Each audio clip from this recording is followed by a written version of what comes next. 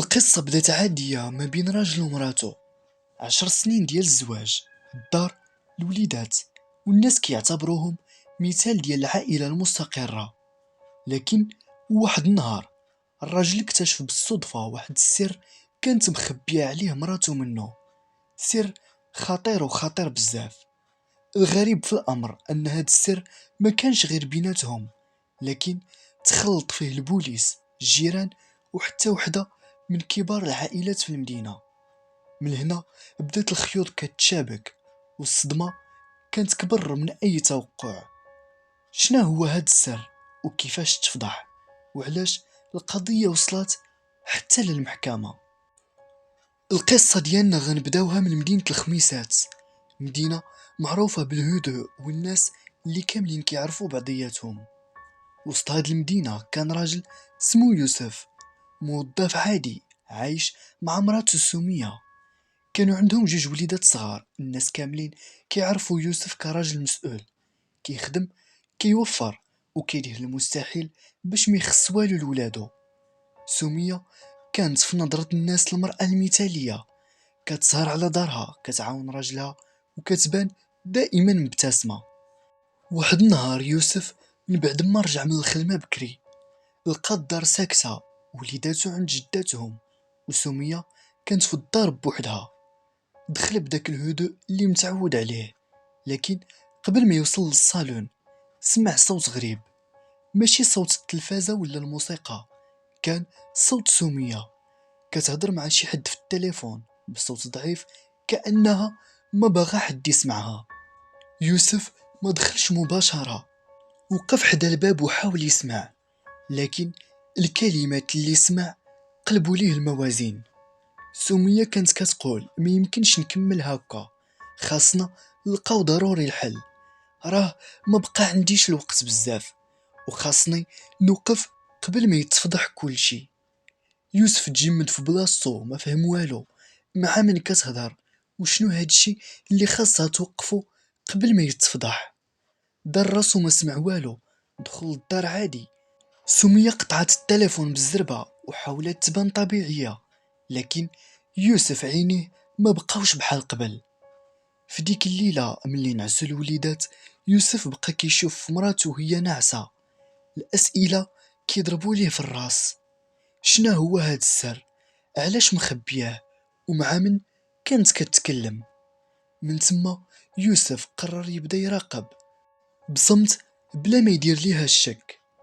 نهار ورا نهار بدا يلاحظ تفاصيل ما كانش كيعطيها أهمية من قبل. بعد المرات كتخرج للزنقة بلا ما تقول علاش، وبعد المرات كترجع للدار معطلة وكتعطي المبرر أنها كانت مع صاحبتها. تليفونها مستحيل تلقاه، ديما في جيبها، والتيلا حطاتو كيكون مطفي، ما باين عليه حتى شي رسالة أو مكالمة. يوسف شكوكو كبرات، لكن ما كانش باغي يتسرع، بغا يتأكد مزيان ويتيقن. واحد النهار ملي كانت سمية في الحمام، يوسف شد التليفون ديالها بسرعة، حاول يقلب، لكن المفاجأة التليفون محمي بكود سري، وهاد الكود ما عمرها شاركاتو معاه. هنا الشك تبدل للقلق. يوسف مشى عند أعز صاحبه، حكالو جزء صغير من اللي وقع.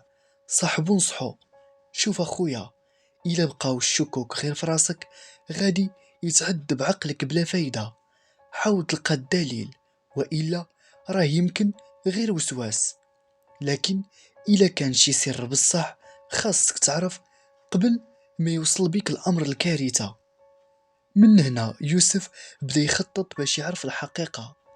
قرر يتبعها واحد النهار بلا ما تحس، وفعلا واحد العشية قال لها أنه عنده خدمة زايدة وغادي يتعطل.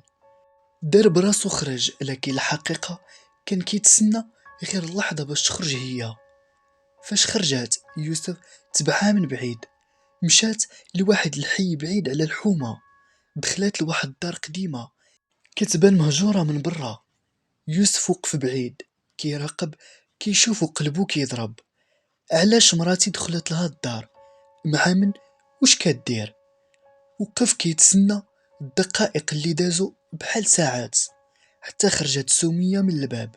وجهها كان مقلق وعينيها كيبانو حمرين بحال شي حد كان كيبكي ولا كيدير شي حاجة خطيرة.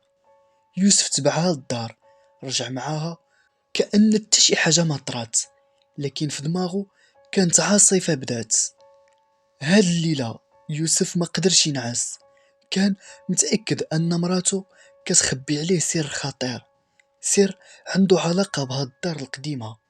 لكن السؤال الكبير، شنو كاين وسط هاد الدار وعلى السمية كتزورها؟ هنا القصة ما غاديش نكملوها، حيت البداية عاد بدات واللي جاي أخطر وأخطر بزاف. يوسف من داك النهار ما بقاش هاني. الصورة ديال مراتو وهي داخلة للدار القديمة وباينة مشبوهة، ما كتفارقوش. كل ليلة كيقول فراسو، شنو كاين تما؟ علاش مراتي كتمشي تم؟ واش عندها علاقة بشي حد ولا الموضوع أكبر من الخيانة؟ الفضول والشك بدلو حياته، ما بقى كينعس، ما بقى كيركز في خدمته، حتى علاقته مع وليداتو ولات باردة.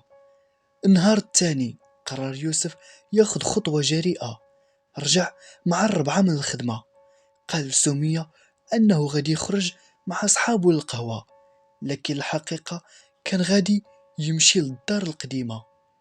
وصل للحي اللي فيه الدار، شد بلاصة بعيد وبدا يتسنى. واللي وقع بعدها زاد حيرو. شاف مراتو داخلة مرا أخرى للدار، لكن هاد المرة ماشي بوحدها، كانت مع واحد الراجل مجهول وجهه مغطي بالكاسكيت. يوسف قلبه بدا يضرب بزاف، ما فهمش واش يطيح عليهم تما ويواجههم ولا يبقى بعيد ويراقب. فضل يبقى بعيد حيت ما بغاش يتهور بلا ما يعرف شنو كاين. نص ساعة وهو كيتسنى حتى خرج الراجل من الدار، بقى كيشوف يمين وشمال. خرجت سمية من بعدو وجهها متوتر ماشي على عادتها. يوسف رجع للدار قبل منها باش ما تحسش بيه، لكن من داك النهار ولات عنده قناعة الموضوع كبير وخطير وماشي مسألة عادية. في العشية اللي وراها يوسف مشى عند صاحبه المقرب وحكاله كل شي. صاحبه تصدم وقال، خويا هنا خاص البوليس يتدخل، راه الموضوع ماشي لعب. واش عارف شنو ممكن يكونوا كيديروا وسط ديك الدار؟ يوسف كان محتار، واش يبلغ البوليس ويفضح مراته ولا يكمل يراقب بوحدو حتى يلقى الدليل. كان الليل ويوسف قرر يمشي ويقتحم ديك الدار ويشوف بعينيه. وبالفعل ديك الليلة بعد ما نعست مراته وولادو، يوسف خرج بالسر وبدا الطريق حتى وصل للدار. الحي كان ساكت والدار باينة مرعبة في الظلام، الشراجم كانوا مهرسين والباب ديالها مصدي. دخل وواحد الريحة كتخنق مباشرة ضرباتو، بحال ريحة الرطوبية أو شي حاجة معفنة. خدا تليفونو وبدا يشعل الفلاش كيشوف الغرفة. الدار كانت خاوية، لكن وسط واحد البيت لقى شي حاجة ما توقعهاش، صاك كبير مخبي تحت كومة ديال الخشب. يوسف قرب وبدا يشوف. الصاك كان عامر بوراق قدام، ملفات وحتى تصاور. يوسف شد واحد الملف وبدا يقلب، كانت فيه وثائق غريبة واسماء ديال ناس كبار في المجتمع. والصدمة هي ملي لقى تصوير مراسو وسط داك الملف، معها الراجل اللي كان داك النهار خارج معاها من الدار. هنا يوسف حس برجليه كيتهزو، شنو كدير تصوير مراتو وسط هاد الملف؟ وعلاش مخبي عليه بحال هاد النوع ديال الوثائق الخطيرة؟ قبل ما يفكر يزيد يقلب، سمع صوت خطوات جاية من الباب، شي حد دخل للدار. يوسف طفى الفلاش بالزربة وحاول يتخبى في الظلام. الصوت قرب، كان صوت راجل كيهضر في التليفون. ايوا دابا كلشي واجد، باقي لينا غير نشوفو سمية واش باقا قادرة تسكت ولا غادي تفضحنا. يوسف تجمد في بلاصتو، هاد الجملة نزلت عليه بحال الصاعقة. واش مراتو متورطة معاهم ولا ضحية بحالهم؟ البيت اللي كان مخبي فيه بدا يسخن عليه بالأسئلة، لكن ما قدر لا يتململ ولا يتحرك. الصدمة الحقيقية أن الصوت اللي سمعه كان مألوف ومألوف عليه بزاف. إنسان اللي ما عمره في حياته تخيل يكون طرف في هاد المؤامرة.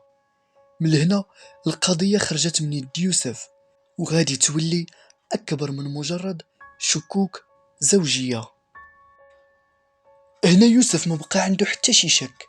الصوت اللي سمع كان ديال خال مراتو السي الحاج عبد الحق، راجل معروف في المدينة بالوقار ومكانته الكبيرة. يوسف تجمد بلا ما يحرك حتى شي صباع. عقله بدا كيغلي بالأسئلة. كيفاش؟ علاش خال مراتو وسط هاد البلاصة المشبوهة؟ وعلاش كيهددها هي؟ السي عبد الحق دخل للبيت وحط واحد الملف فوق الطابلة وبدا يهضر في التليفون.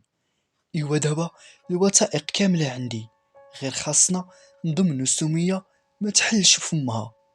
يوسف باقي مسكين ما عارف والو. الجملة طاحت على يوسف بحال الصاعقة. مراتو جزء من الموضوع لكن كضحية أو شريكة. يوسف ما قدرش يكمل يسمع. خرج من الدار بخطوات خفيفة وعينيه عامرين بالدموع. وصل للدار وهو حاس براسو تايه، ما عرفش يدير الثقة في مراتو ولا يبلغ البوليس. في الصباح دار راسو عادي لكن بلا ما يلاحظ تصرفاتها بزاف. سمية كانت متوترة، كل مرة كتحل تليفونها بالزربة تشوف شنو فيه وتحاول تخبيه. عينيها دائما متوترين. يوسف قرر يواجهها غير بالليل. جلس معاها في الصالون وقال ليها: سمية، واش كاين شي سر مخبية عليا؟ انا راجلك وبغيت نعرف. عينيها تغمضوا شوية وبان عليهم الدموع، لكن دارت عليه وقالت: يوسف، كاينة شي حاجة كبيرة وكبيرة بزاف، حاجة اللي لو عرفتيها غادي تدمرنا بجوج. يوسف قرب منها وقال: قولي لي، مهما كان أنا واقف معاك. هنا سمية نزلات دموعها وبصوت مرعوب قالت: اللي شفتيه ماشي خيال. خالي عبد الحق متورط في شبكة كبيرة ديال التهريب وتبييض الأموال، وأنا كنت عارفة لكن كنت مجبرة نسكت. راه مهددني ومهدد وليداتنا، وهو اللي كان عطاني الفلوس باش شريت هاد الدار قبل زواجنا. يوسف نفسه تحبسات. الصورة بدات تتوضح. خالها كيستعملها باش تخبي ليه الأسرار ديالو، والملفات اللي شاف في الصاك دليل خطير على حوايج كبار. لكن قبل ما يزيد يوسف يستفسرها، تليفون سمية بدا كيصوني. شافت الرقم وجهها زاد صفار. يوسف خطف ليها التليفون من يديها وجاوب بصوت متقطع: الو. جاوبهم صوت عبد الحق بارد وما فيهش الرحمة: يوسف، ارجع اللور، ما خاصكش تدخل في شي حوايج ماشي دياولك. اللي وقع البارح ما غاديش نعاود نسامح فيه. الا بغيتي وليداتك يبقاو بخير بقى بعيد. يوسف تسمر بلا ما يقدر يجاوب. قلبه ولا كيتحرك بخوف وغضب. ومن داك النهار عرف راسو انه داخل في واحد المعركة ماشي سهلة ما بين حماية عائلته وكشف الحقيقة. يوسف ما قدرش يسكت من بعد التهديد. خدا القرار الأصعب في حياته: يتجه للبوليس ويعطيهم كل شيء، الأدلة اللي شاف. البوليس دخلوا على الخط بسرية تامة، داروا خطة باش يطيحوا به. في ديك الليلة دار عبد الحق كانت محاصرة. البوليس دخل ولقاو الوثائق، الفلوس وكل الأدلة. عبد الحق تشد ومعاه ناس كبار اخرين. سمية تحررت من الخوف، بكات قدام يوسف وقالت: اسمح لي كنت مخبية عليك. الذنب اللي درت هو انني قبلت منه الفلوس من النهار الاول، لكن من بعد ندمت وكنت خايفة على وليداتنا وعائلتنا. يوسف عنقها وقال: اللي فات فات، دابا غادي نبداو صفحة جديدة بلا أسرار. القضية اللي كانت غامضة سالت بانتصار الحقيقة. الزواج الحقيقي هو الزواج اللي ما فيهش الأسرار، والشريك الحقيقي هو اللي كيوقف معاك في أصعب اللحظات. قصتنا اليوم سالت هنا، وكنتمنى تكون كانت في المستوى، ولأي واحد وصل معانا لهاد اللحظة ما يبخلش علينا بجيم واشتراك ويخلي لنا رأيه في لي كومونتير. وكل نهار إن شاء الله مع قصة، عبرة وحكاية جديدة. السلام عليكم.